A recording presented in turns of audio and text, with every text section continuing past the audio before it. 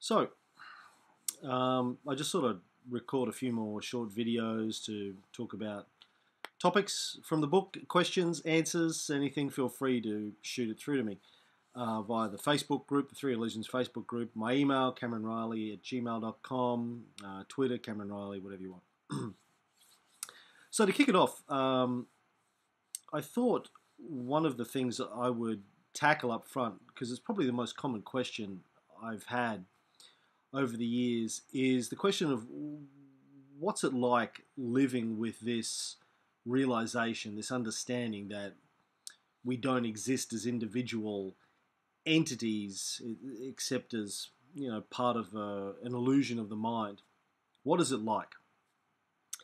Um, and I guess the answer from my perspective, and other people may have different experiences, I guess, or different answers. But over the 20 or so years that I've been living with this, the answer is that nothing changes in terms of how life happens. Life still happens. You get married, you get divorced, you have kids, you don't, you get a job, you get fired, you make some money, you lose some money. Sun comes out, rains, sun comes out again, you eat, go to the toilet, you might drink, you might smoke, you might do drugs, you might not. I mean, none of that stuff necessarily changes. It might for one person, they may post this realization have a dramatic change of character, but why would you?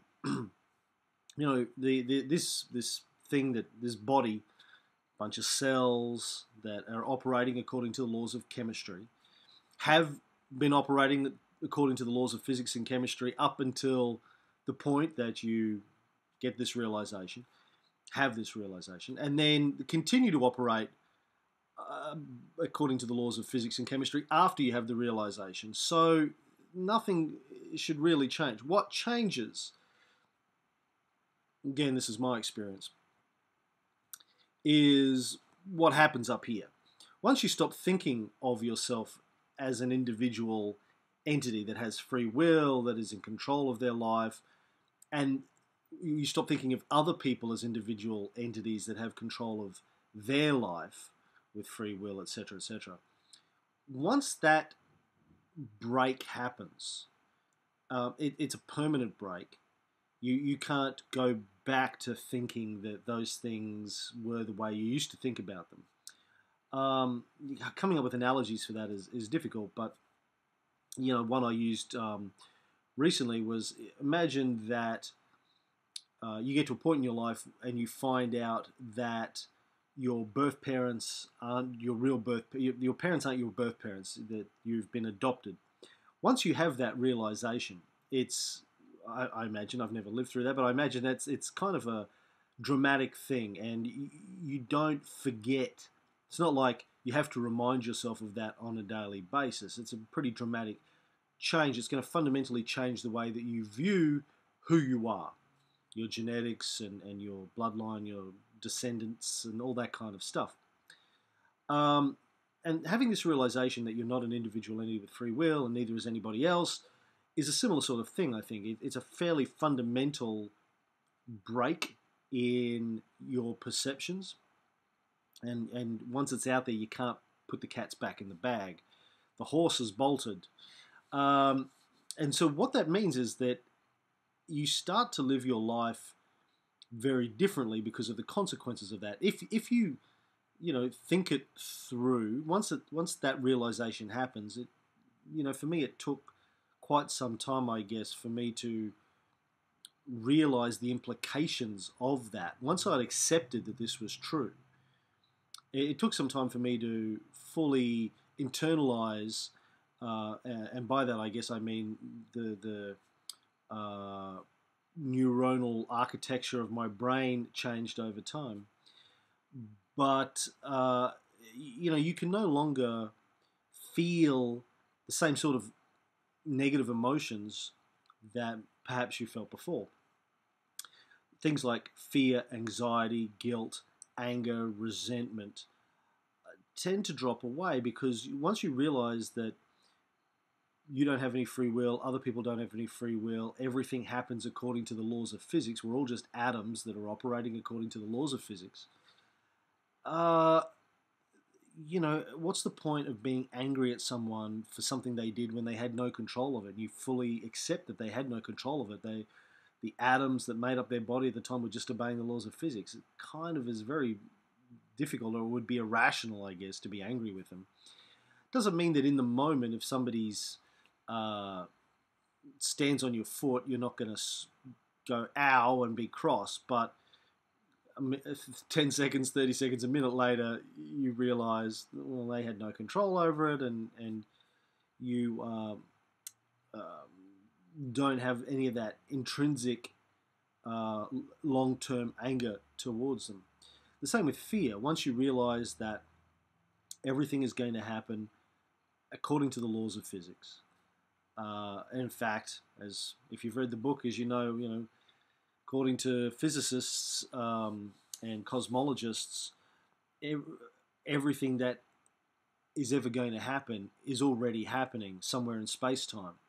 Once you fully accept these things, it's kind of irrational to be worried about the future, because it's already happened, A, and B, you have no control over it. Laws of physics will play out.